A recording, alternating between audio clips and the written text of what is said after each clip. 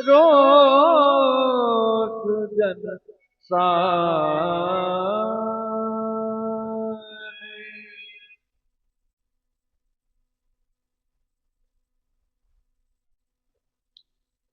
रोष रोष जन जी। लेकिन कब, जब नृपन विलोक, तब जनक बुला। क्या विलोका? आप लोगों का बल,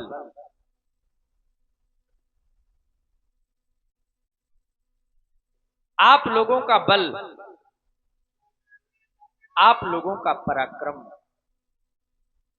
आप लोगों का साहस और आप लोगों की शूरवीरता, तब महान खेद, महान पश्चाताप, महान पश्चाताप। मैंने माना था कि पृथ्वी वीरों के द्वारा भोगी जाती है, और ऐसे नहीं माना था। सिद्धांत कहता है वीर भोग्या वसुंधरा। लेकिन जिस समय हमारे बंदियों के द्वारा घोषणा हुई, बोले बंदी वचन वर सुनहु शकल महिपा। एक दो राजा न सुने, सभी राजा सुने। क्या सुने?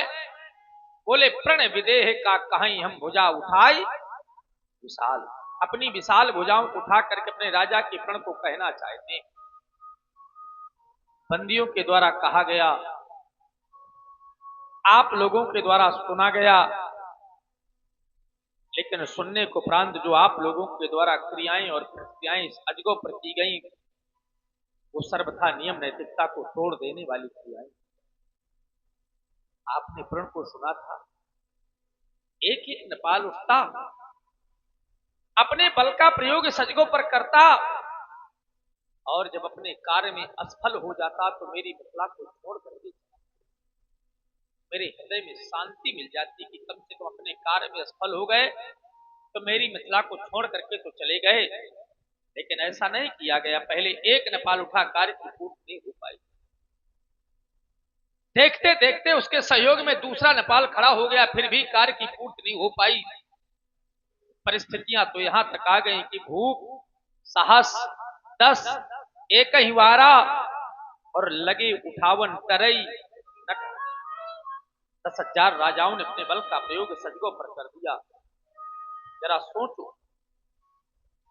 यदि 10,000 राजाओं के द्वारा इस अजगों का खंडन हो गया होता तो क्या मेरी पुत्री किसी मंदिर का प्रसाद है जो मैं इसके 10,000 टुकड़े करके आप लोगों में वितरित कर? धिक्कार है ऐसी वीरता को, धिक्कार है ऐसे पराक्रम को। अब तो मैं कहना चाहता हूं कि आप लोग चले जाएं हमारी मिथिला को छोड़ करके। यदि इतने पर भी आप लोगों ने हमारी मिथिला का परित्याग नहीं किया, क्रोध है, और व्यक्ति के जीवन में जब क्रोध आता है तो बोध की समाप्ति हो जाती है, विवेक शून्यता हो जाती है। ऐसा न हो कि किन्हीं ऐसे शब्दों का प्रयोग हो जाए तो आप लोगों को अच्छे न लगे। तो पहले तो निवेदन करना चाहता हूं, और अगर इतने पर भी आप लोगों ने मेरी मिथिला का परित्याग नहीं किया तो कुछ कहने के लिए विवश हो रहा। और आज एक जनक नहीं, एक योगी नहीं, असहाय निर्बल बेटी का पिता मेरे मित्रों कुछ कहने के लिए विवश हो रहा है। कि यहाँ श्री हाथ भाई, हमने कह दिया कि श्रीहत भय, आप लोगों ने कोई साधारण हाथ मारी, वो हो हार ही राजा।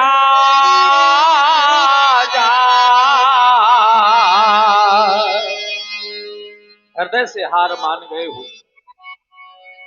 और हृदय से हार मानने को उपरांत आप लोगों ने मेरी मिथिला का परित्याग नहीं किया। और क्या किया कि तब यहां पे बैठे निज निज जाही ये समाजा।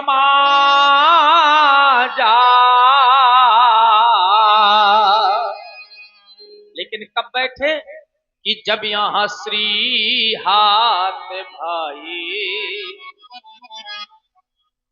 श्रीहत होने को उपरांत भी आप लोगों ने मेरी मिथिला का परित्याग नहीं। जरा सोचो आप लोग, इस समय मेरी बेटी मां अम्मा जगदम्बा से प्रार्थना कर रही कि हे मां, इस धनुष की गरुता को हरुता में परिवर्तित कर देना मां, अन्यथा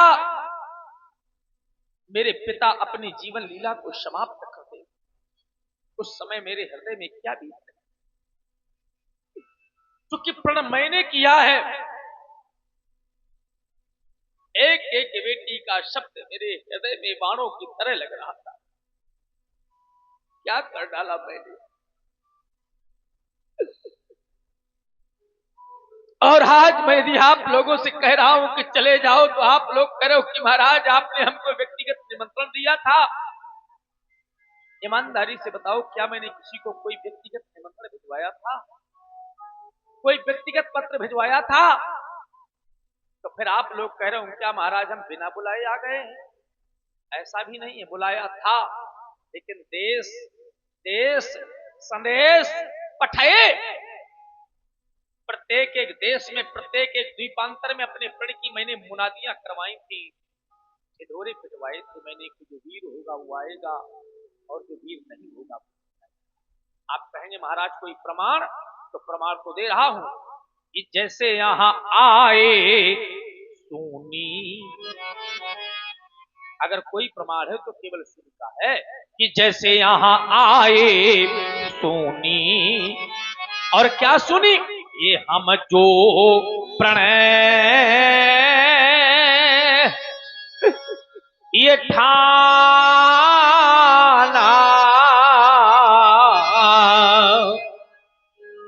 जो हमने प्रण किया है इसको केवल आप लोग सुन करके आए हो। तब फिर कौन आए? तब फिर यहां दीप दीप, एक दो दीप के नहीं, सातों द्वीपांतर के महिपाल उपस्थित हैं। जम्मू, प्लक्ष, शालिमल, क्रुश, क्रौंच, पुष्कर और साक। तब फिर यहां दीप दीप के भूपा तिनाना, अरे यहां आए सुनी। अगर कोई प्रमाण है तो केवल सुनी का है। इतना अवश्य है कि अभी तक मैंने माना था कि सिर्फ दीप दीप के भूपति नाना ही आए थे। अभी तो देवता रह गए हैं, अभी दैत्य रह गए हैं। हो सकता है मेरे कार्य की पूर्ति हो जाए। लेकिन जिस समय मैंने देखा कि आज स्वयंवर का अंतिम दिवस, क्या अब भी देवता रह गए होंगे, तो मैंने सम्मत देना प्रारंभ कर दिया। यहां से सम्मत मिली कि राजा जनक अब देखना बंद कर दो। मैंने कहा क्या करूं? तो कहा विलोकना प्रारंभ, कृपन विलोक जनक अकुलाने। क्या देख लिया मैंने? मैंने देखा कि देवता भी बैठे हुए, दैत्य भी बैठे हुए। तो फिर आप कहोगे महाराज पहचान क्यों नहीं पाए? तो पहचान तो मैं जब पाता जब आप लोग अपने स्वरूप में आए होते। आप लोग तो यहाँ पर ऐसे उपस्थित हो गए हैं कि जैसे उस विधाता ने आपकी रचना कि जैसे यहाँ आप प्रकट भई वो विधि ना वो बनाए, जैसे उस विधाता ने आपकी रचना न की हो, उसी प्रकार से आप लोग यहाँ पर उपस्थित हो गए हैं। तो तैसे यहाँ देव ये धनुजय पर हरि मानुजय ये शरीरा, पर यहाँ विपुल वीर। अच्छा, क्या आप लोग अपेक्षा करते हैं कि महाराज हमको वीर मान लें? वीर मानने में और वीर होने में बहुत बड़ा अंतर होता है। जो वीर है उसको वीर कहा जाए या न कहा जाए, और जो वीर नहीं है अगर उसको वीर कह दिया जाएगा तो क्या वो वीर हो जाएगा? अभी आप लोग देख रहे थे जिनको वीरों की संज्ञा मिली है, रावण, बाण, महाभट्ट की संज्ञा है। और क्या किया? केवल अपनी अपनी मौखिक वार्ताओं का प्रदर्शन करके और पुनः अपने स्थान के लिए प्रस्थान करके चले गए। तो कौन आए? तो यहाँ केवल रण वो धीरा, पर यहाँ भी फूल धीर आए। तो केवल रणधीर आए। यदि वीर आए होते तो इस धनुष का खंडन हो जाता, मेरी बेटी की मांग से। यदि आप लोग कह रहे हो कि महाराज अब भी हमारी भुजाओं में बल है, हम आपके कार्य की पूर्ति कर सकते हैं महाराज, लेकिन कारण है। क्या कारण है? अच्छा, मैं समझ गया, कार्य बहुत बड़ा है। सोई कुरारी को दंड कठोरा, यही कहना चाहते हैं आप लोग। इतना ही नहीं महाराज, गरु कठोर विदित सब काहू। गरु है, कठोर है, संसार के लोग जानते हैं, और उसके बदले में एक छोटी सी कन्या नहीं। ये भ्रम है आपका। मैं मानता हूं कि ये गरु है, मैं मानता हूं कि कठोर है, मैं मानता हूं कि संसार के लोग जानते हैं, लेकिन क्या इस कन्या के बारे में आप नहीं जानते? कन्या कोई साधारण, अगर हम इसकी विशेषताओं पर चर्चा करें तो इसमें एक नहीं, इसमें दो नहीं, इसमें 3 लाभ है। और 3 लाभ ही नहीं, प्रत्येक एक लाभ पर मेरे पुरस्कार बना हुआ है। आज मैं बेटी का पिता हूं, आप लोगों को एक लाभों से अवगत कराऊंगा, एक लाभों से अवगत कराऊंगा कि कुआं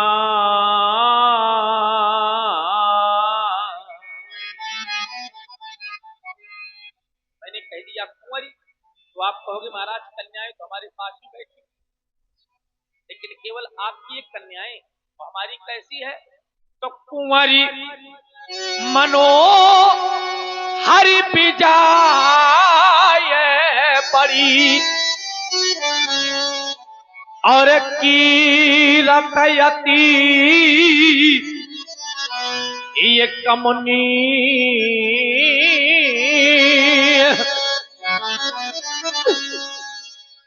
पर हाय रे दुर्भाग्य आज मेरी बेटी का, यह पावन हारी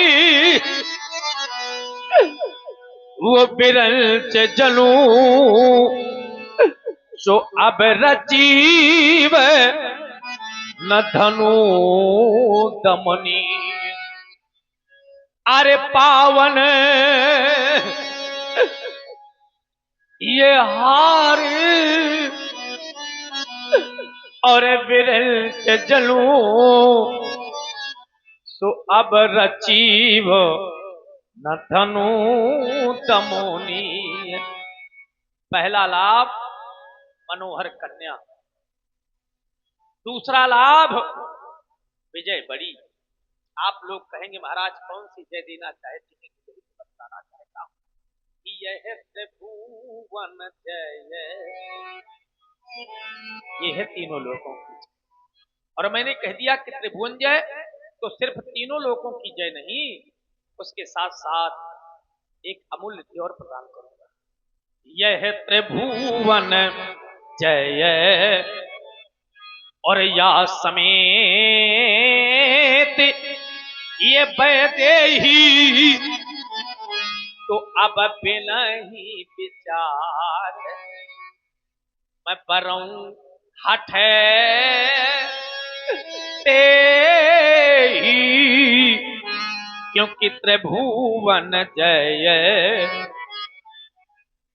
तीनों लोगों की जय के साथ साथ अपनी प्राण प्रिय सीता मैं आप लोगों को समर्पित करूंगा। मैंने आज लाभ सुनाए हैं, क्या आप लोगों को मेरे लाभ अच्छे नहीं लगे? यदि लगे तो किसी ने भगवान शंकर के आयुध को दो खंडों में परिवर्तित क्यों नहीं किया। आप लोगों को भले ही लाभ मेरे अच्छे न लगे हो, लेकिन जरा एक बार इन बैठी हुई माताओं से और ध्यान देकर के सुनना। बैठी हुई माताओं, संसार की चाहे जो भी मां हो, चाहे कठोर हृदय की हो और चाहे निर्मल, लेकिन जिस समय मैया अपनी उदर से कन्या को जन्म दे देती है और जन्म देने के बाद जिस समय मां पाल पोस करके बेटी को बड़ा कर देती है, तो सयानी बेटी को एक बार मैया अपने पास में बुला करके और गोदी में बैठा लिया। कहा करती है, बेटी तू मेरी गोदी में है, जरा सोचो आप। और मैं ऐसे नहीं कह रहा हूं, शास्त्र कहता है सयानी बेटी को मां बुला करके अपनी गोदी में बैठा लिया। बहुत सी माताओं ने बेटियों की विदाइयां की होंगी, हैं? अधिक स्नेह गोद बैठारी,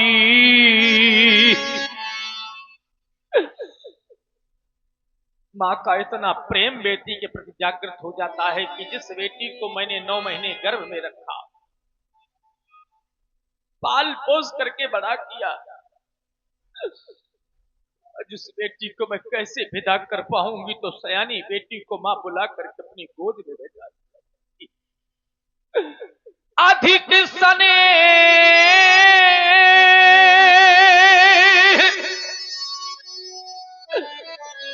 गोद बैठारी,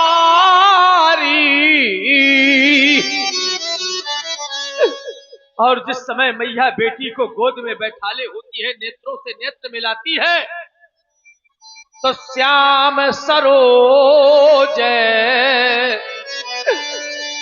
नयन बहारी,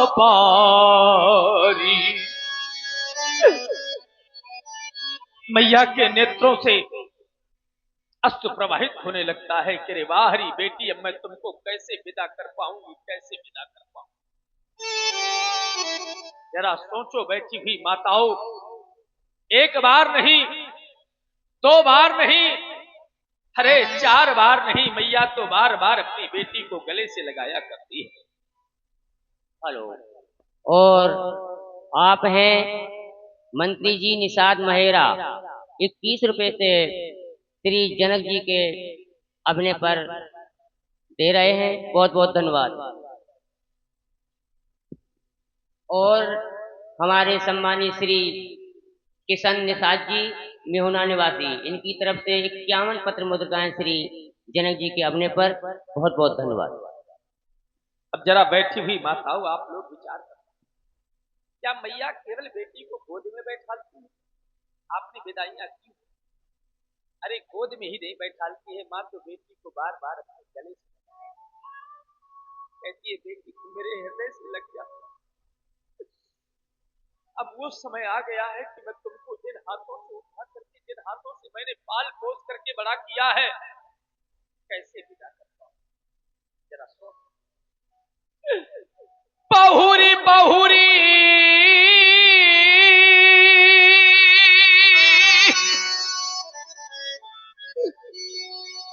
भेट महातारी,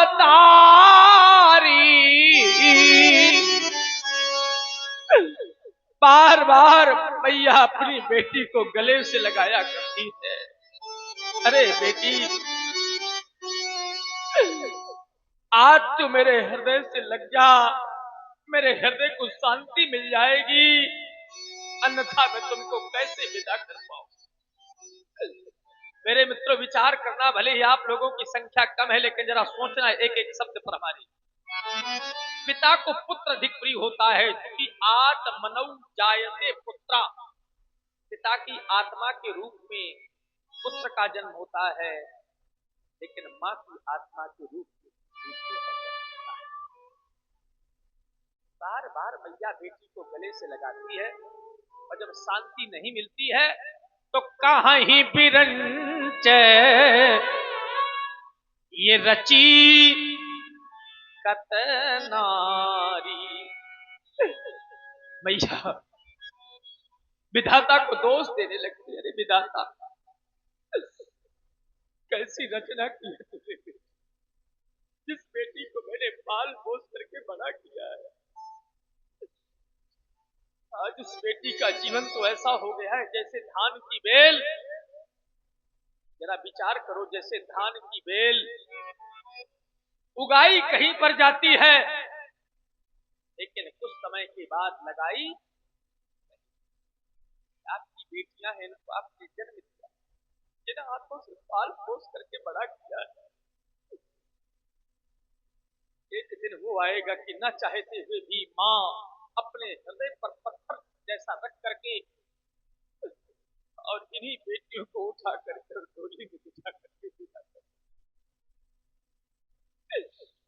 लेकिन क्या कोई भी माँ, कोई भी पिता अपनी बेटी की विदाई प्रसन्नता से कर पाता है?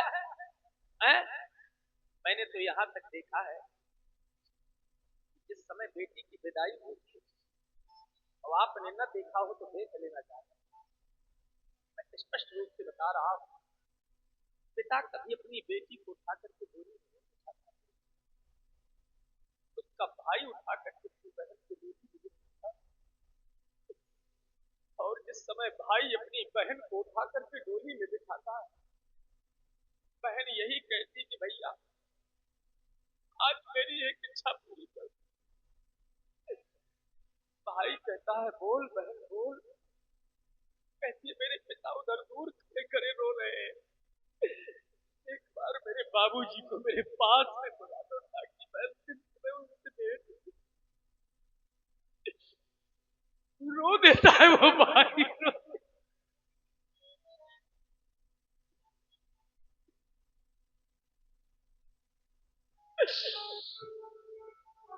आज मैं कैसे बुला दूं बाबूजी को, नहीं आ सकता। ये पिता और माँ तो बेसुध हो जाते हैं कि अपनी बेटी को हम कैसे विदा कर पाए, कैसे विदा कर पाए। ये संसार के बड़े बड़े कठोर से कठोर हृदय के लोगों को देखा है कि जिस समय बेटी की विदाई होती है तो लोगों के नेत्रों से जल प्रवाहित होता है। चाहे जितना धन दे दिया जाए, चाहे जितनी संपत्ति दे दी जाए, लेकिन आज तक कोई भी भाई, कोई भी पिता, कोई भी माँ अपनी बेटी की विदाई कर सकता। मेरा विचार करना, मैं तो कहा करता हूं कि बेटी को चाहे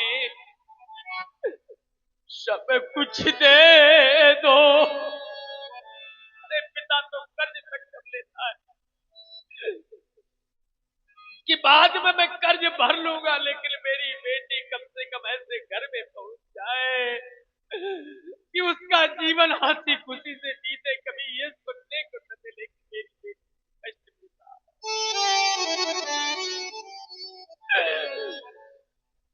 लेकिन फिर भी पिता मेरे मित्रों अपनी बेटी की विदाई प्रसन्नता से नहीं कर पाता, नहीं।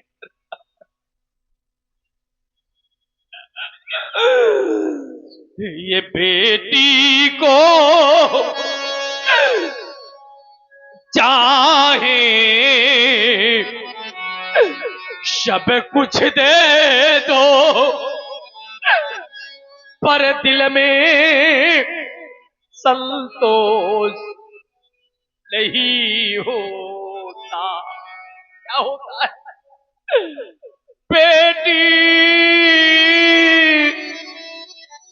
की प्रथम वो विदाई में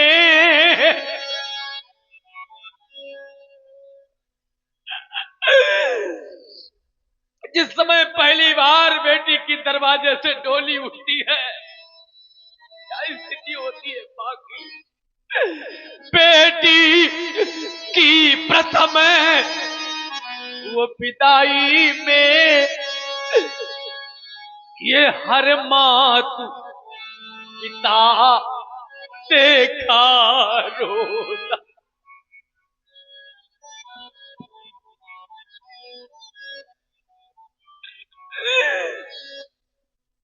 अरे कमाल। और आप हैं हमारे वेद प्रकाश त्रिपाठी जी, जनक जी के सुंदर अपने पर 51 रुपए और 21 रुपए की मुद्राएं हमारे बड़े भैया लोटन निषाद जी जनक जी को सम्मानित कर रहे हैं। बहुत बहुत धन्यवाद। हर एक माँ रोती थी, हर एक पिता रोता है। देख लो भले ही संख्या कम है माताओं की, लेकिन आज सभी माताएं रो रही हैं। और आप लोग इस बात का प्रमाण है कि आप लोग बेटी वाली, जो बेटी वाली नहीं है तो वो बेटी अपने पिता को छोड़ करके आई होगी। जो पिता बैठे हुए रो रहे हैं, आप लोग इस बात का प्रमाण है कि आप लोग बेटी वाले हैं। और मैं तो कहा करता हूँ, विचार करता, आंखों में ये आंसू होंगे। आज जितनी भी माताएं रो रही हैं, जितने भी पिता रो रहे हैं, आप लोग इस बात का प्रमाण है कि आप लोग बेटी वाले। संसार बेटी वाला है भैया। अच्छा ईमानदारी से बताओ, क्या मुझसे बड़ा कोई धैर्यवान होगा? आप लोग ही कहते रहे, संसार के लोग कहते रहे कहावत परम विरागी है, यही लोक दीरता। बड़े बड़े धैर्यवानों के धैर्य छूट जाते हैं जिस समय बेटियों की विदाई होती है। अभी तो मैं कह रहा हूं कि जिन आंखों में ये आंसू होंगे, वो आंखें ये बेटी वाली होंगी। और जो माया अब रो रही है, वो माँ बेटी वाली।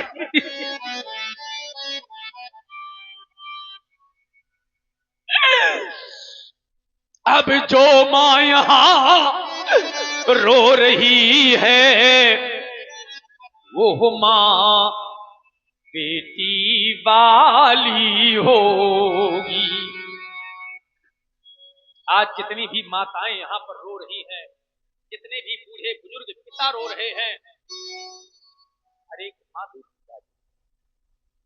और हो सकता है बहुत सी माताएं न रोती, बहुत से पिता न रोते हों, तो उनके लिए तो मैं यही कहा करता हूं कि उस मान्य जन्म जो पिता न रोवे, समझ लेना उस पिता ने अपने हाथों से बेटी को पाल पोस कर बड़ा। अन्यथा विचार कर, पिता अगर कहीं से थका हारा आता है और एक और आपका बेटा बैठा हो और एक और आपकी बेटी बैठी हो, अब अगर पिता जल मांगता है तो सबसे पहले जल कौन देता है? बेटी तत्काल जल देती है कि पिताजी पहले जल। मैं सोच करके पिता रोया करता है कि मेरी बेटी जा रही, कौन मेरा ख्याल रखेगा, कौन मेरा ख्याल। तभी तो कह रहा हूं कि जिसने यह कन्या जाई नहीं, वो कन्या का दुख क्या जाने। और देख लो दुनिया वालों, जिस पैर पे माई अरे फटी नहीं,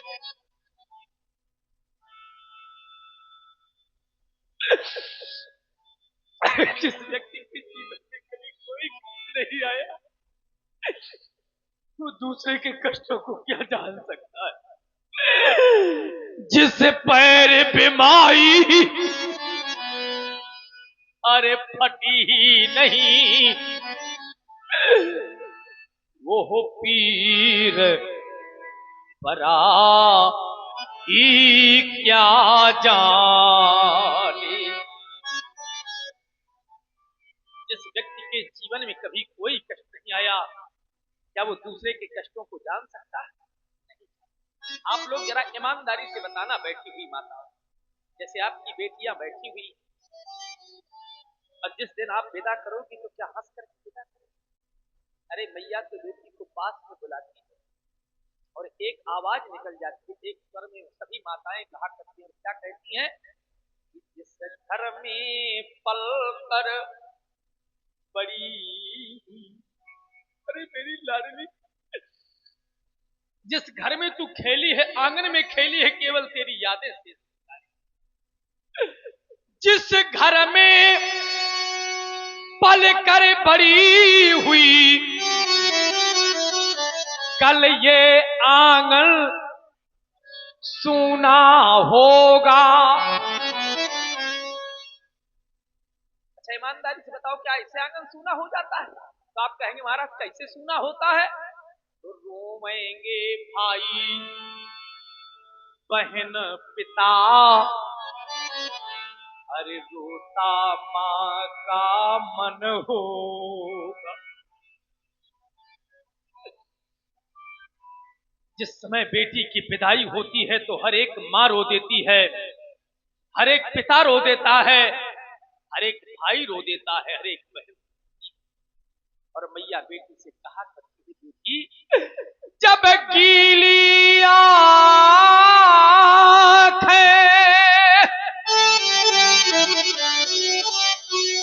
अरे हो सबकी, तुम सबको धैर्य बंधा देना, उस घर को स्वर्ग बनाना तुम, लेकिन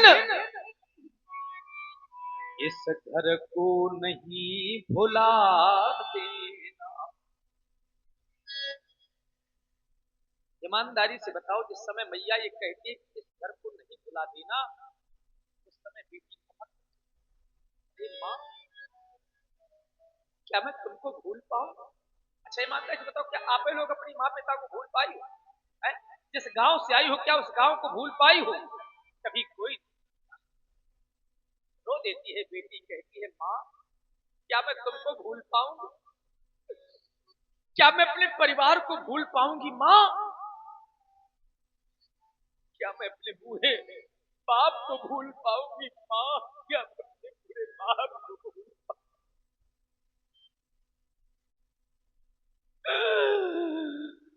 आज मेरी एक बात याद रखना माँ। मैया कहती है बोल बेटी बोल। बेटी कहती है माँ मेरी एक बात याद रखना माँ। मैया कहती है बोल बेटी। कहती है मैं तब छोड़ करके जा रही हूँ। एक बात और आप लोगों से बता रहा हूं, जिस समय बेटी की विदाई होती है तो उसके हाथ में अक्षत दिया जाता है, चावल। चावल क्यों? ये कह करके उसका संदेश ये रहता है, बहुत एक एक शब्द को ध्यान दे करके सुनना। उसका एक संदेश रहता है व्यास जी, बहुत लोग मतलब नहीं जानते होंगे। आज मैं तुमको छोड़ करके जा रही हूँ, तुम्हारी धन संपत्ति को छोड़ करके जा रही हूँ, इस गांव को छोड़ करके जा रही हूँ, तुम्हारा कुछ नहीं लेकर जा रही हूँ, केवल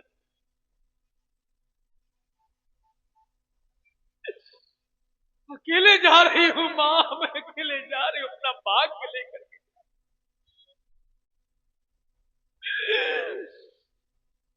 मेरी एक बात याद रखना माँ कि मैया मुझे भूल जाना, मेरे सुख दुख को भूल जाना माँ। लेकिन मैं आज आपसे माँ आखिरी बार निवेदन करके जा रही हूँ कि जिस समय मेरे पिता की पाया घटित हो जाए माँ, मेरे भैया से कह देना कि मेरे बूढ़े बाप की सेवा करते रहे माँ, मेरे बूढ़े बाप की सेवा करते रहे माँ।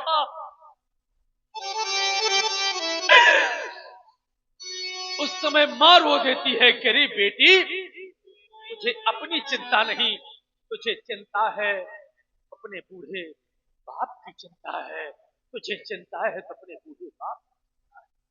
अरे बेटी ससुराल भी अगर चली जाती है तो उसे मालूम हो जाता है कि मेरे पिता की स्थिति ठीक नहीं, ससुराल वाले स्वीकृत दे या न दे, लेकिन बेटी सब प्रकार से अपने पिता को देखने चली जाती है, देखने कहा तक मैं बड़ाई करूं। संसार में बेटी के जीवन की कोई तुलना नहीं, कि बेटी का अपना कोई जीवन ही नहीं है। जब तक बेटी अपने पिता के यहाँ रहती है तब पिता के जीवन के लिए मेरे पिता किस प्रकार से सुखी रहे। वही बेटी जब उसका विवाह हो जाता है तो विवाहोपरांत मैंने देखा है, आपने भी बहुत से परिवार देखे होंगे कि बहुत से जीवन साथी उनको ऐसे मिल जाते हैं जो सताया जाता है, मारा जाता है इन बेटियों को, लेकिन बेचारी सब कुछ सह करके अपनी माता पिता से न कह करके और अपने सारे जीवन का सुख, अपने सारे जीवन का दुख को बेटी मत करो समर्पित। और वही बेटी जब मां बन जाती है तो मां के स्नेह प्रेम को आपने सबने देखा होगा। मां भूखी सो सकती है, हाँ, जिसकी मां रहती है तो मां से बढ़ करके कोई नहीं। मां जिस समय परोस करके बेटे को थाल लेती है तो बेटे को ऐसा लगता है क्या तेरे उधर, लेकिन हाय रे दुर्भाग्य, एक मां के द्वारा चार चार बेटों का पालन पोषण कर दिया जाता है। घर में अगर निर्धनता होती है तो मेहनत मजदूरी करके एक मां चार बेटों को पाल पोस करके बड़ा कर देती है, लेकिन क्या कहूं दुर्भाग्य संसार का, उन चार बेटों के द्वारा एक बूढ़ी मां नहीं पाली जाती है, एक बूढ़ी मां नहीं पाली जाती। सोच, अगर चार बेटे हैं 12 महीने होते हैं तो कहते हैं 3 महीने भोजन तुम कराना, 3 महीने भोजन धन भरा पड़ा है, लेकिन दुर्भाग्य है एक बूढ़े माँ को भोजन, एक बूढ़े बाप को भोजन लोग नहीं करा पाते। इससे बड़ा दुर्भाग्य कुछ नहीं। ऐसा माँ का जीवन होता है, बेटी का अपना कोई होता है, तभी तो व्यास जी कहना पड़ गया, आचार्यों को लिखना पड़ गया कि कत विध सृजीय नारी जग माही, लेकिन पराधीन सपन्यू सुख नाई। पराधीन व्यक्ति को कभी स्वप्न में सुख की प्राप्ति नहीं होती है। और बेटी का जीवन तो जन्म से लेकर के मृत्यु तक पराधीन ही रहता है। हाँ, हम आप लोगों के जीवन में भी एक समय पराधीनता का आता है, कब? जो हमारी काया सती हो जाती है, तब जीवन पराधीनता का आता है। उस समय जरा सोचो, संसार में देख लेना, वही स्थिति जो दूसरे वृद्ध लोगों की है वही स्थिति हमारी आपकी भी होगी। उनको देख लेना कि बूढ़ा बाप पानी मांगता रहता है, लेकिन उनके बेटे, उनके नाती उनको पानी देने के पराधीनता बहुत खराब होती है। और बेटी का जीवन तो जन्म से लेकर के मृत्यु तक पराधीन रहता है, लेकिन फिर भी महत्व उसका बहुत बड़ा है। महत्व तो इतना है कि एक मां के द्वारा एक नहीं चार चार पुत्रों को जन्म दे दिया जाए, लेकिन हो सकता है उस मां की कोख न धन, क्योंकि कोख कब धन होती है ब्याज की? पुत्रवती युवती जग सोई, और रघुपति भगति जासु सुत होई। अब कोई निश्चित तो है नहीं कि हर मां के गर्भ से ऐसा बेटा पैदा हो जाए कि वो भगवान का भगत हो, लेकिन ये निश्चित है कि मां ने अगर एक कन्या को जन्म दे दिया तो उस मां की कोख धन्य हो जाती है, उस मां की कोख धन्य हो जाती है। क्योंकि जो जनै मातु कन्या धन्या वही है, और जो न जनै मातु कन्या धन्या नहीं है। इस माँ ने कन्या को जन्म नहीं दिया, उस माँ की कोख। आप कहेंगे महाराज कारण क्या है? तो कारण विचार कर लेना। आप लोग बेटे को कुल का दीपक मानते हैं, मैं भी मानता हूं कि बेटा कुल का दीपक, लेकिन कितने कुल का दीपक है भैया? एक। लेकिन बेटी तो बोले पुत्री पवित्र किए कुल दो, चाहे जितना बड़ा समाज में प्रतिष्ठावान व्यक्ति हो, और ध्यान देकर के सुनना, बहुत नाम हो उसका, गांव में नाम हो, क्षेत्र में नाम हो, और शायद अगर उसकी बिटिया को गलत कदम उठा ले तो बाहर नहीं निकलेगा, घर फांसी लगा लेगा, जहर खा लेगा, है? तो जब तक बेटी पिता के यहाँ रहती है तब पिता की मर्यादा का ख्याल रखती। आचार्यों को लिखना पड़ गया, पुत्री पवित्र और किए कुल दो, और सुजस धवल अस कहा सब को, सुजस धवल अस कहा सब को। भैया बेटी जब पिता के यहाँ रहती है तब पिता की मर्यादा का ख्याल रखती है, और वही बेटी जब ससुराल चली जाती है तब अपने पति की कुल की मर्यादा का ख्याल। पहली बात। दूसरी बात, अगर आप लोग बेटे को कुल का दीपक मानते हैं तो मैं भी मानता हूं कि बेटा कुल का दीपक है, लेकिन अगर उस दीपक में बाती नहीं होगी तो क्या दीपक का महत्व रह जाएगा? अगर बेटा कुल का दीपक है तो ये बाती का काम होता है जलना, और बेटी का काम होता है संतति को बढ़ाना। अगर कन्या न होती तो क्या आप देखने को मिलते? क्या हम देखने को मिलते? क्या ये संसार देखने को मिलता? अरे मेरे मित्रों, एक कन्या की देन है जो आज संसार दिखाई दे रहा है। ये जितने संसार में नाते हैं, रिश्ते हैं, ये कन्या की देन। कहां तक मैं बड़ाई करूं, कहां तक कहूं, क्योंकि कहता रहूंगा और आप लोग सुनते रहेंगे, लेकिन समय को भी ब्याज नहीं देता है। तभी तो मैं कहना चाहता हूं, मैंने लाभ भी सुनाए हैं, बेटी के विषय में भी बताया है, अब कहना चाहता हूं। कहूं काहे यह लाभ है न भावा, यदि लाभ भावा तो काहू न संकरे यह चाप चढ़ावा। यहाँ रहाऊ चढ़ाऊ बे तोरा बे मेरे भाई, लेकिन यहाँ तिल भरी भूमि अब न सकूं छुड़ाई। तिल मात्र नहीं उठा पाए, अपेक्षा करते हैं कि महाराज हमको वीर मान ले, तो देखिए वीर तो मानूंगा नहीं, प्रतिबंध लगा रहा। प्रतिबंध क्या है? जितने भी छत्री नेपाल बैठे हुए हैं कान खोल करके सुन ले। अरे वीर मानना तो बहुत दूर की बात, आप अपने को वीर कहने का भी प्रयास करें, और मेरे सामने तो कह ना देना। क्यों? क्योंकि अब जन को माखे भटमानी, और कारण है, ऐसे थोड़ा ना कह रहा हूं, कारण है वीर ये विहीन मही मैं जानी। और कब जानी? जब यह स्थिति सामने आई, तब वीर विहीन मही मैं जानी। और जब वीर विहीन मैं जानी तो बैठे बैठे क्या कर रहे हो? समाप्त हो गई आप लोगों की मेहमानी, चले जाओ मेरी मिथिला से, परित्याग कर दो मेरी मिथिला का। अगर इतने पर भी मेरी मिथिला का परित्याग नहीं तो एक अंतिम निर्णय लेने जा रहा हूं। निर्णय यह है कि सभा का संचालन मैंने करवाया था, तो बंद करवाने का अधिकार भी मेरा है, क्योंकि आप लोग मिथिला का परित्याग कर नहीं रहे, तो आज ये जनक निर्णय लेने जा रहा है। यह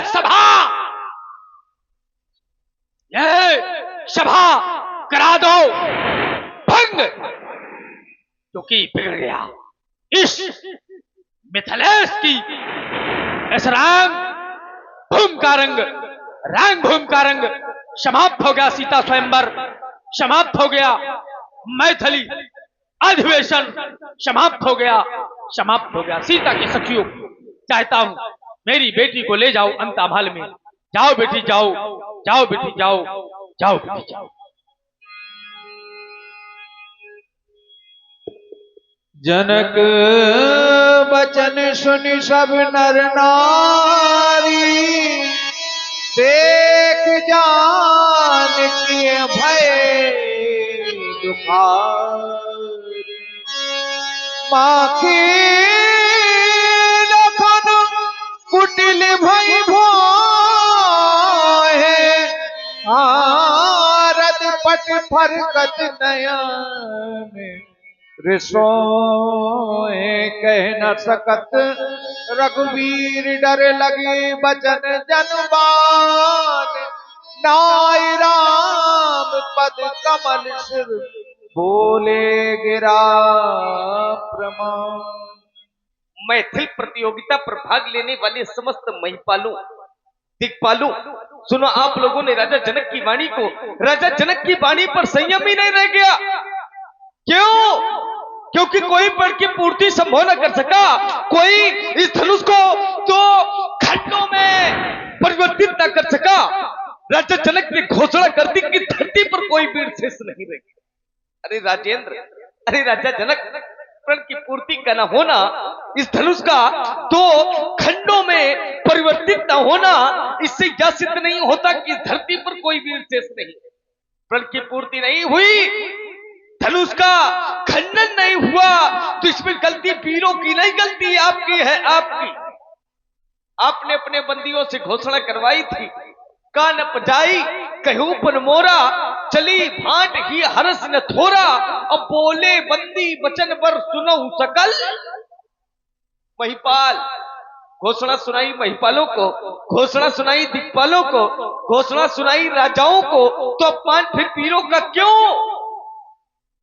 यह तो ऐसा ही हो गया जैसे किसी विद्यार्थी को परीक्षा केंद्र पर बैठने का अधिकार न दिया जाए और अनुत्तीर्ण का प्रमाण पत्र पकड़ा दिया जाए, कहते हुए धरती पर कोई वीर नहीं है। अरे राजेंद्र, अरे राजा जनक, ये तो रुद्र गर्भा है, ये तो वीर भव्यों वसुंधरा है, वीरों को जन्म देने वाली यह धरती है। ये वो धरती है जहां क्षण भर में न जाने कितने वीर अपने प्राणांत कर देते हैं, और इसी मातृभूमि की रक्षा के लिए कहते हो धरती पर कोई वीर नहीं है। अरे राजेंद्र, अरे राजा जनक, अगर अपना देश सुरक्षित है, अगर अपनी सीमाएं सुरक्षित हैं, तो केवल वीरों की वजह से सुरक्षित हैं। अगर वीर ना होते तो ये सीमाएं सुरक्षित ना होती, सीमाएं सुरक्षित ना होती तो ये देश सुरक्षित ना होता। ये जो मिथिला राज्य है, जो स्वतंत्रता से राजा जनक राज्य चला रहा है और कह रहा है धरती पर कोई वीर नहीं है, जिस दिन इस धरती पर कोई वीर नहीं होगा तो यह राज्य स्वतंत्रता का नहीं बल्कि परितंत्रता का बन जाएगा। तब अगर राजा जनक ये कहेगा धरती पर कोई वीर नहीं है, तब तो मुख से शोभायमान होगा। स्वतंत्रता से राज्य चला रहे हो, वातानुकूलित हवा ले रहे हो और कहते हो धरती पर कोई वीर नहीं है। मैंने तो जाना या था, मैंने तो सुना या था राजा जनक योगी है, साधारण योगी नहीं है, अष्टांग योगी है। योग के 8 अंग होते हैं, यम नियम आसन प्राणायाम प्रत्याहार ध्यान धारणा समाधि। 8 अंगों पर विजय प्राप्त करने वाला अष्टांग योगी शीरध्वज है, ज्ञानी भी है। मैंने ये जाना है जो योगी लोग होते हैं, योगियों का सदैव ब्रह्म पर अटल विश्वास रहता है, ब्रह्म पर ध्यान रहता है। लेकिन आज एक योगी का ध्यान ब्रह्म से भी विलग हो गया, अलग हो गया। राजा जनक कह रहा है तजौ आस निज निज गृह जाऊ और लिखा न विधि वैदेही विवाह। विधाता ने पुत्री के योग्य वर नहीं लिखा। राजा जनक कह रहा है मैंने तो जाना यह है कि योगियों का सदैव ध्यान ब्रह्म की आराधना पर रहता है। योगी लोग सदैव ब्रह्म की आराधना किया करते हैं और ब्रह्म पर अटल विश्वास रखते हैं। लेकिन एक योगी का ध्यान ब्रह्म से भी विलग हो गया। ये योग ज्ञानी ब्रह्म ध्यानी क्यों स्वयं को भूलते हो और मोह का फंदा पकड़ अज्ञान बनकर झूलते हो। ज्ञानी सदा निज ज्ञान का, जो ज्ञानी लोग होते हैं, ज्ञानी सदा निज ज्ञान का दीपक जला दुख मेटते हैं, और ब्रह्म ध्यानी ब्रह्म का विश्वास क्या खो बैठते हैं। फिर अहिल्या और महामुनि की दशा क्यों भूलते हो, और मोह का फंदा पकड़ अज्ञान बनकर झूलते। अमराई में अवधेश छवि दर्शन किए थे। कब? अमराई में अवधेश छवि अवलोकी श्री मुख से कहा था, अनुराग अति इन दर्शनों में, तब बोलो ब्रह्म सुख कहा था। जान कर भी ब्रह्म को, जान कर भी ब्रह्म को भ्रमजाल में कूलते हो, और मोह का फंदा पकड़ अज्ञान बनकर झूलते हो। ये नप निरख लो आईना, राजा जनक के लिए परामर्श है। हे नप निरख लो आईना, बुद्धि बल विदाई ले गया है। जो ब्रह्म में अनुरक्त था मन, वह मन तुम्हारा सो गया है। इसलिए है पीरों से खाली कटु वचन तुम बोलते हो, और मोह का फंदा पकड़ अज्ञान बनकर झूलते। हे प्रभु उठो, उठ करके इस धनुष को दो खंडों में परिवर्तित करके प्रभु यह सिद्ध कर दो कि जिस सभा में, जिस समाज में हम रघुवंशी उपस्थित हो, तो कोई यह न कहे कि धरती पर वीर नहीं है। प्रभु अगर आप ना उठो तो आप इस सेवक के लिए आदेश करो, चौराउर अनुशासन पाऊं।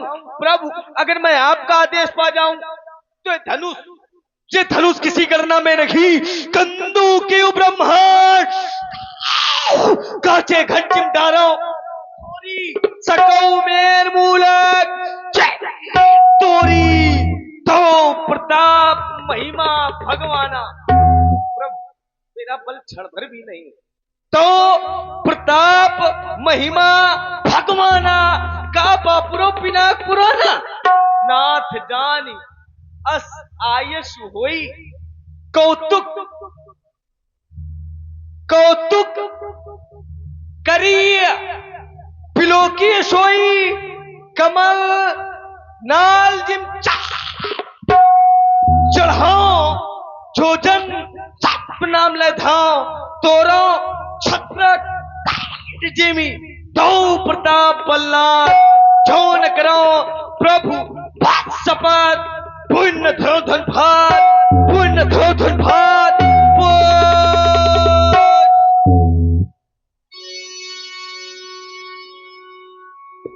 लखन सकोप बचन जी बोले, डगमगान मही दिग्गज डोले। से नहीं रघुपति लखन निवारे, प्रेम समेत निकट बैठा रे। कुमार लक्ष्मण मिथिला मंजू महोत्सव में तुमने अपनी वीरता को दिखाया, परंतु तुम्हारी वीरता को देखकर मैं धर्म संकट में पड़ गया हूं। यदि मैं महाराज जनक से कुछ कहता हूं तो उनके पर वज्राघात होता है, और यदि तुम्हें कुछ कहता हूं तो तुम्हारी वीरता पर विचार करता हूं। समझाया तो उसी को जाता है जो अपना हो और अपने से छोटा हो। इसलिए मैं तो तुमसे ही कुछ कह सकता हूं, क्योंकि तुम मेरे अपने हो और मुझसे छोटे भी हो। विचार करो, किसी भी वृक्ष में यदि फल लगते हैं तो सदैव उसकी डाली नीचे झुकती है, कभी ऊपर नहीं जाती। ठीक उसी प्रकार से जो वीर होते हैं वह अपनी वीरता को दिखाया नहीं करते। कुछ बातों को सहन कर लेना यह भी एक प्रकार की वीरता ही होती है। महाराज जनक हमारे पिता के समान हैं, उनके समक्ष में ऐसी वाणी का प्रयोग करना यह हमारे लिए उचित नहीं होगा। अस्तु शांत हो जाओ, शांत हो जाओ भैया, शांत हो जाओ भैया, शांत हो जाओ छैया तजो क्रोध को, इस समय क्रोध में बोलना ही नहीं शांत हो जाओ भैया तजो क्रोध को, शांत हो जाओ छैया तजो क्रोध को, इस समय क्रोध में बोलना ही नहीं शांत हो जाओ भैया।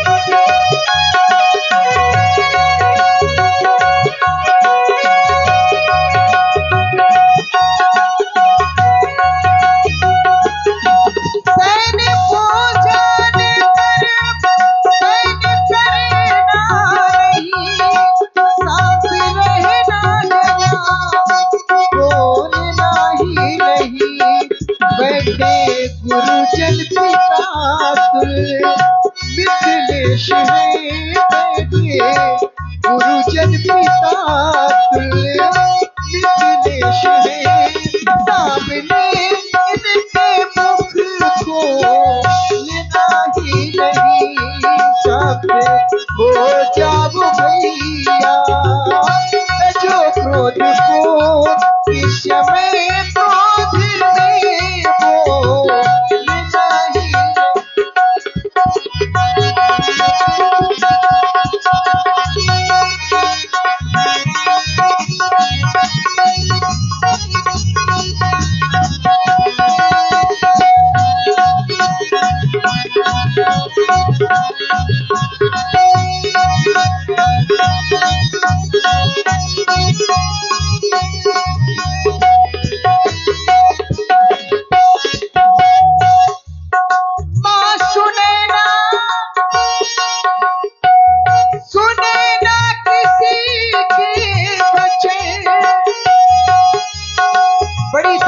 मां सुनैना।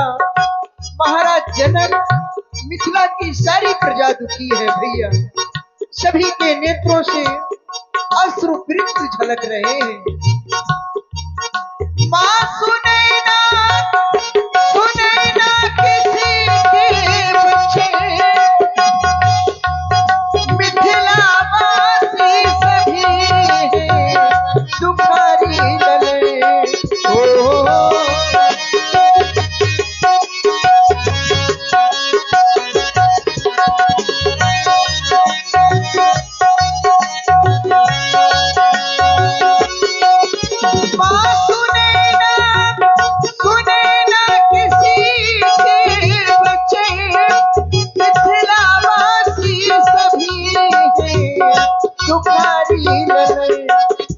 ना रहेगी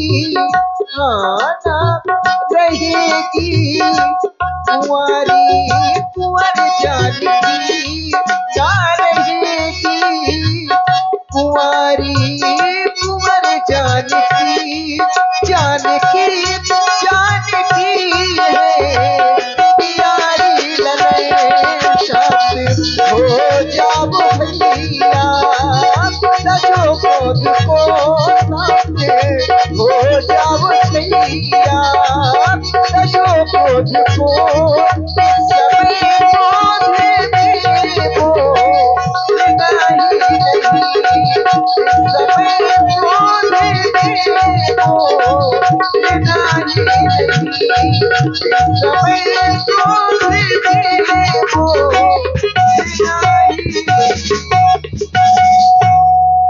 आशीर्वाद। विश्वामित्र समय शुभ जानी, बोले अति स्नेह में बानी। समय शुभ जानी। धर्मात्मा राम, हम जिस सुंदर समय की प्रतीक्षा कर रहे थे वह सुंदर समय अब निकट आ गया है। किस समय की प्रतीक्षा कर रहे थे यह एक प्रश्न बन जाया करता है। हम उस सुंदर समय की प्रतीक्षा कर रहे थे जब इस धनुष का टूटने का समय निकट आ जाए। वह समय हमने देखा, अभी तक क्यों नहीं था उसका भी कारण है। अभी तक इसलिए नहीं था जब यहाँ पर मिथिला में अनेक राजाओं का आगमन हुआ, जिसमें लंका से रावण का भी आगमन हुआ, बाणासुर का भी आगमन हुआ। तो लंका के राजा रावण, उसके द्वारा यहाँ पर एक कार्य किया गया। कौन सा कार्य किया गया कि जब तक मैं यहाँ पर हूं जब तक धनुष तो नहीं टूट सकता है, अगर मैं यहां से चला जाऊंगा तो धनुष टूट भी सकता है, नहीं भी टूट सकता है। तो उसने एक समय को देखा। उस समय को कौन सा समय था? वह समय वह ऐसा समय था जिसको हम केवल जानते हैं और यहाँ पर कोई नहीं जानता। रावण ने यहाँ पर जो बंदी उसके यहाँ पर बने हैं राहु और केतु, उनको धनुष के दोनों सिराओं पर बिठा दिया कि जब तक महाराज जनक स्वयं ये ना कह दें कि ये सभा करा दो बंद, सभी महिपाल राजा यहाँ से अपने अपने राज्य के लिए, अपने अपने गृह के लिए वापस चले जाएं, तब तक तुम यहाँ से वापस लंका नहीं आना। रावण का आदेश मानकर राहु और केतु दोनों सिराओं पर धनुष के बैठ गए और महाराज जनक ने जब ये जाना कोई यहाँ पर वीर नहीं है, धनुष को नहीं उठा पाया। वो क्यों नहीं उठा पाया? उसका कारण यही है कि यहाँ पर राहु और केतु का ये काल यहाँ पर बैठा हुआ था। इसके कारण से धनुष का अभी तक खंडन नहीं हुआ, अभी तक सुंदर समय नहीं आया था। महाराज जनक के द्वारा ये वचन कहे गए कि ये सभा बंद करा दो, यहाँ पर धनुष खंडन नहीं हो पाया है, राजा यहाँ से सब चले जाएं, धरती पर कोई वीर नहीं है। तो रावण के वचनों का यहाँ पर पालन हुआ, राहु और केतु द्वारा यहाँ पर कार्य किया गया। जब महाराज जनक ने यह घोषणा कर दी कि यहाँ धनुष खंडन नहीं हो सकता है, सभी राजा अपने अपने राज्य के लिए, अपने अपने महलों के लिए, अपने गृह के लिए लौट जाएं, तब राहु और केतु दोनों सिराओं को छोड़कर लंका वापस चले गए। वह सुंदर समय हमने देखा है। अब इस धनुष पर किसी भी प्रकार का कोई काल नहीं है, कोई भी नहीं है, इसको केवल हम जानते हैं राघवेंद्र। इसलिए यह सुंदर समय आया है। इसलिए अब हम तुम्हें यह आदेश करेंगे, उठहु राम भंजौ भव चापा, मेटहु तात जनक परितापा। महाराज जनक के प्रताप को हर लो, जो महाराज जनक को कष्ट है उसको दूर करो और इस धनुष को दो खंडों में खंड खंड करके महाराज जनक के प्रताप को हर लो, हमारा आदेश है। सुन गुरु वचन चरण सिर नावा, हरस विषाद न कछुर आवा।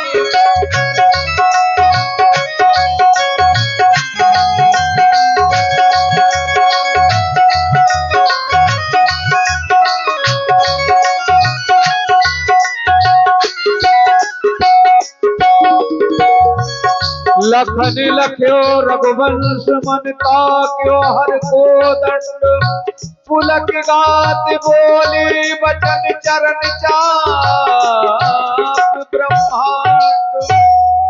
लखन लख्यो, मैंने प्रभु के मुखमंडल के दर्शन करने चाहे, प्रभु की मुखमंडल की तरफ देखा, लेकिन एक अनोखा दृश्य देखा। मैं प्रभु के मुखमंडल की तरफ देख रहा हूं, मेरे प्रभु कहीं और देख रहे। आज तक ऐसा पहले कभी नहीं हुआ। हमने अपने मन में ये विचार किया कि प्रभु के मुखमंडल के दर्शन किए जाए, उससे पहले ही मेरे प्रभु ने मेरी ओर देख लिया। आज प्रथम बार ऐसा हो रहा है, मैं प्रभु के मुखमंडल की तरफ देख रहा हूं, मेरे प्रभु कहीं और देख रहे हैं। कभी कभी ऐसा होता है, तुम किसी को देखो और वह तुमको न देखे, तो इससे यह सिद्ध हो जाता है कि सामने वाले का ध्यान कहीं और है, हमारे प्रभु का भी ध्यान कहीं और है। कहां है? ताकि वो हरि को दंड, हमारे प्रभु का ध्यान भगवान शंकर के धनुष के ऊपर है। सिय ही बिलो की तक्यऊ धनु कैसे, चितव गरुण लघु ब्यालई, जैसे इस धनुष का टूटना सुनिश्चित हो गया। सभी लोग सावधान हो जाओ। तिस कुंजरऊ कमटई कोला, धरऊ धरन धर धीर न डोला, क्योंकि राम चाहई शंकर धन तोरा, हो सजग सुनि आयस मोरा। दसों दिशाओं के हाथी शेष कच्छप बाराह, धीरज धरकर यह पृथ्वी थामे रहो, पृथ्वी हिलने न पावे। क्योंकि मेरे प्रभु भूत भवन भोलेनाथ शिव जी के कोदंड को दो खंडों में विभाजित करना चाहते हैं। मेरी आज्ञा को पाकर सभी लोग सावधान सावधान सावधान।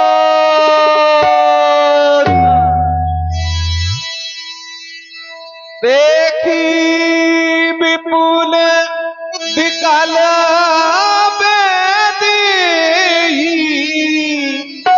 निमिष बिहात कलम समिति ही प्यारे, लक्ष्मण राम प्यारे, लक्ष्मण राम भजो भजो सिया हो।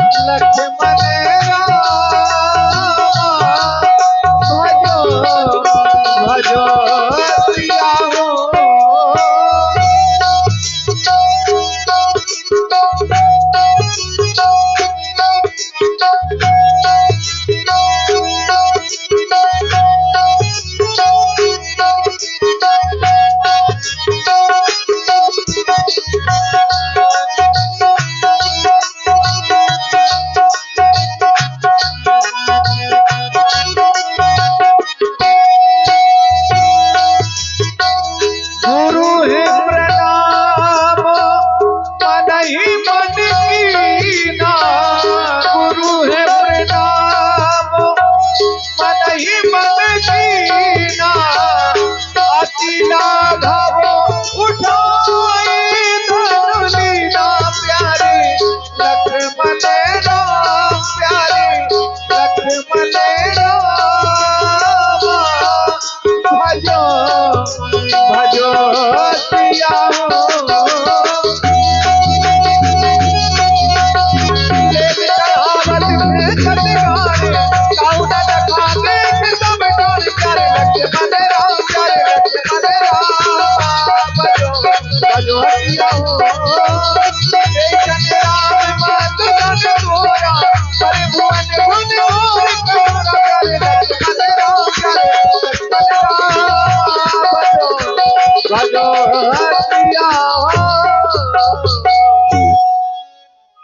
प्रभु दो चाप खंड महिलारी देख लोग सब भई सुखार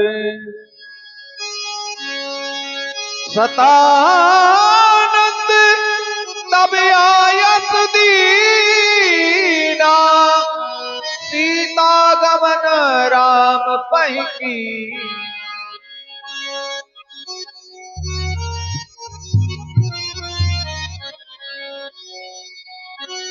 सखन मत सिया सोत कहते तो ही से मन लागा सुरतिया दिखा जा हमारी गलिया जाओ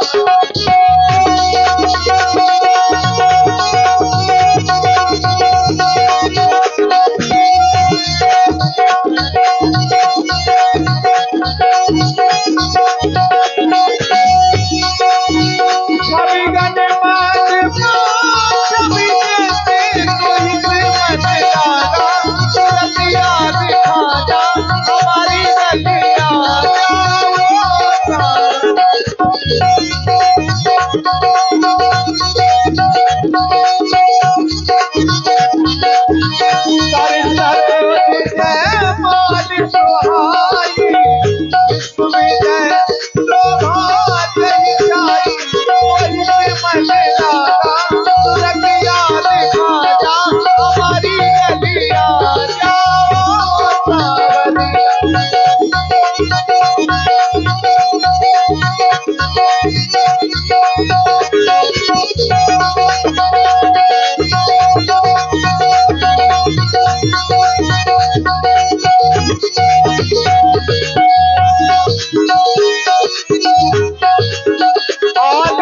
माला जनक की दुलारी चली लेके माला जनक की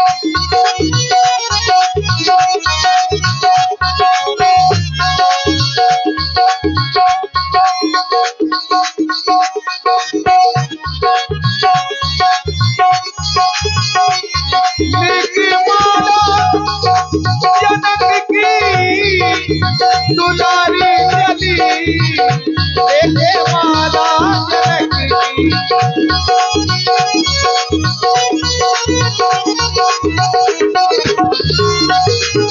चतुर सखी लखी कहाँ बुझाली मेहरा बहू जे बाल सुहाई सिया रघुवर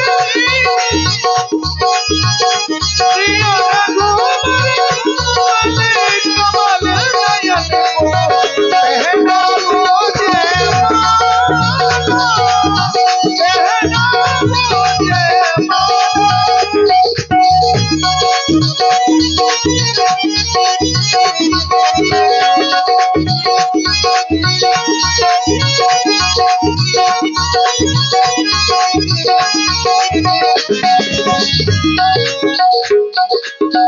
मोहत जन जुग जलई सयाला सखे कभी देखे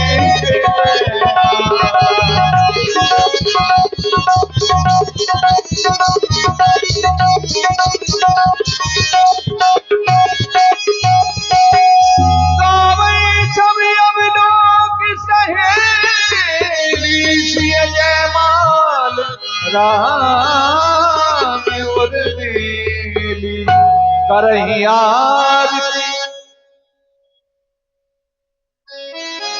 आरती करत जनक कर जोरे बड़े भागी आए दिन मोरे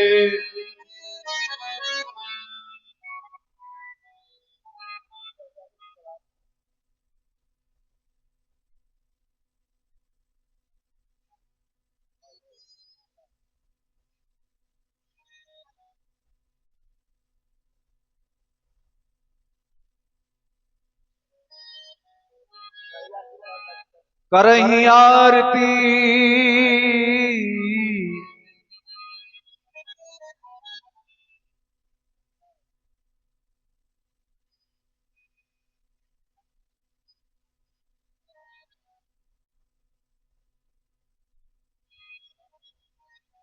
करही आरती पुर नर नारी, देहि निछावर वित्त विषारी। आप देख रहे हैं, हेलो हेलो, अभी आप देख रहे हैं परम पूजनीय हमारे व्यास जी भगवान के द्वारा संकेत हुआ, करही आरती पुर नर नारी, देव निछावर विषारी। तो इसलिए आप ऐसा करें, माता बहन जितने भी लोग बैठे हैं, और जो हमारे लोग अतिथि या ग्राम के हो, तो आप आए। सभी लोग तो राम जी और जरूरी नहीं है जानकी कि सभी की- लोग आए, जितने लोग बैठे हैं कुछ लोग आ जाए, क्योंकि ये स्थल की पूर्ति हो जाती है। ये मानस में जो बताया गया है, करही आरती पुर नर नारी, सभी लोगों ने आरती की, इसलिए ये बड़े सौभाग्य का विषय है। ये अवसर आया है, इस अवसर का अवश्य लाभ उठाए। वैसे पैसे का नहीं है, जरूरी नहीं है कि आप पैसा ले आए। देखो महाराज, जो श्रद्धा के भाव हो वो लेकर प्रभु के सामने अपने समर्पित करें, अपने जीवन को धन्य बनाएं। महाराज देखो, समय 1-2 मिनट का है, इसके बाद भार्गव परशुराम जी का आगमन होने वाला है। इसलिए जो जन भाइयों को भगवान की आरती करना हो या माताओं बहनों को करना हो, अवलंबी आए।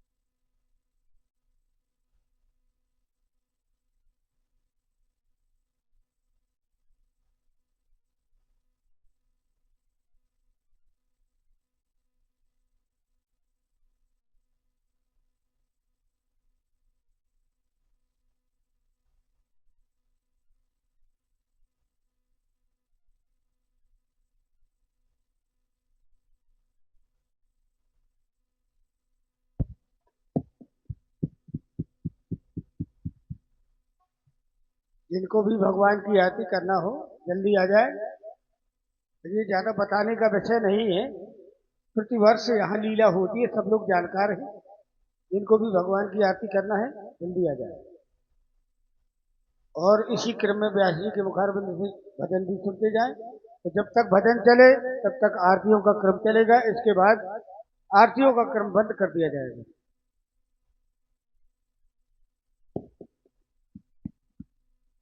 हेलो,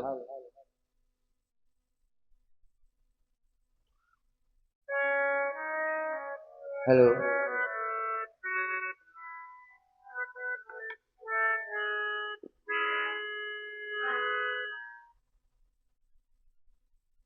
और सिया के पिया हो, रमा के पिया, वो सिया के पिया हो रमा के पिया आज दुल्हा बने हो सिया के पिया आज दुल्हा बने हो सिया के पिया पिया के पिया हो रमा के पिया पिया के पिया हो रमा के पिया आज दुल्हा बने हो पिया के पिया आज दुल्हा।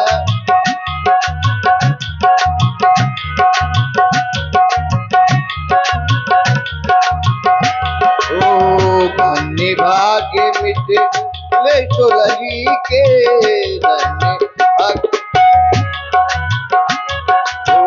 धन्य भाग्य मिटे ले तो लगी के हाँ धन्य भाग्य मिटे ले तो लगी के चाहा मन का पहलिया मन चाहा ये पहलिया आगे राधा आज दुल्हा बने हो पिया के पिया आज दुल्हा पिया के पिया हो रमा के पिया पिया के पिया हो रमा के पिया आज दुल्हा बने हो पिया के पिया आज दुल्हा रमा के पिया हो पिया के पिया रमा के पिया हो पिया के पिया आज दुल्हा बने हो पिया के पिया आज दुल्हा बने हो।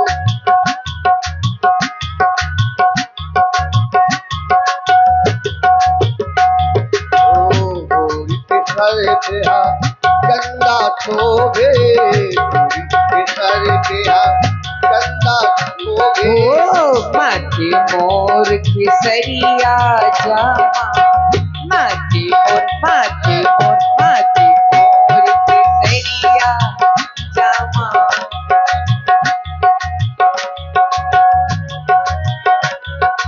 ओ जुल्फ जंजीरों से बांध लिया जुल्फ जंजीरों से बांध लिया आज दूल्हा आज राजा बने हैं सिया के पिया आज दूल्हा बने हैं सिया के पिया ओ पिया के पिया हो रमा के पिया पिया के पिया हो रमा के पिया आज दुल्हा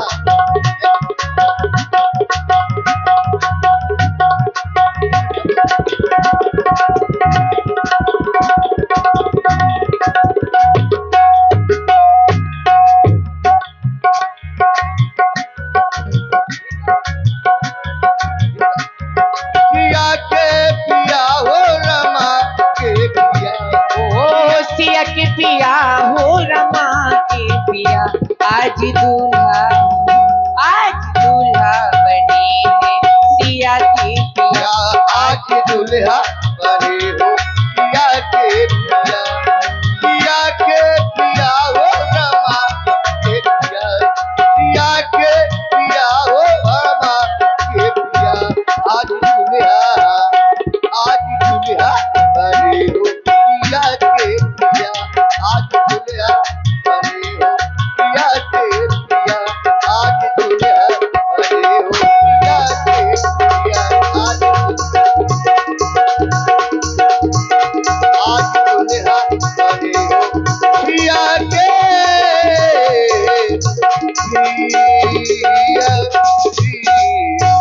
पिया।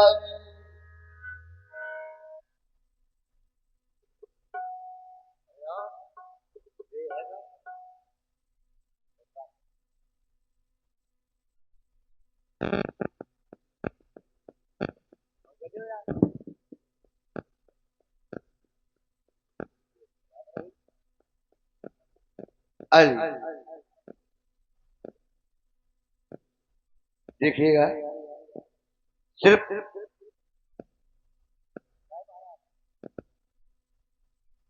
चलिए, आप पहले राम जी सरकार की अकेले ये घोष करते रहे, और अब जाने राम जी के साथ में माता जानकी जी का साथ हुआ, तो सभी लोग जो ये घोष